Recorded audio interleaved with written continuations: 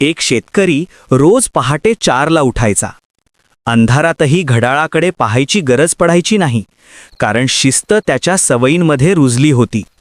गावातले लोक टोमणे मारायचे, इतकं कष्ट करून काय मिळतं, शेतीचं काही भरोसा नसतं. तो फक्त शांत हसायचा आणि रोजप्रमाणे शेतात जायचा. वेळेवर पेरणी, वेळेवर पाणी, वेळेवर विश्रांती. तो म्हणायचा, पीक माझ्या हातात नाही, पण माझी मेहनत माझ्या हातात आहे. 1 वर्ष निसर्ग रागावला. पाऊस आला नाही, विहिरी आटल्या. गावात निराशा पसरली. लोक नशिबाला दोष देऊ लागले. पण त्याच्या शेतात पीक उभं होतं, थोडं कमी पण मजबूत, कारण त्याने योग्य वेळी योग्य निर्णय घेतले होते. तेव्हा सगळ्यांना उमजलं, तो नशिबावर नाही, शिस्तीवर विश्वास ठेवत होता.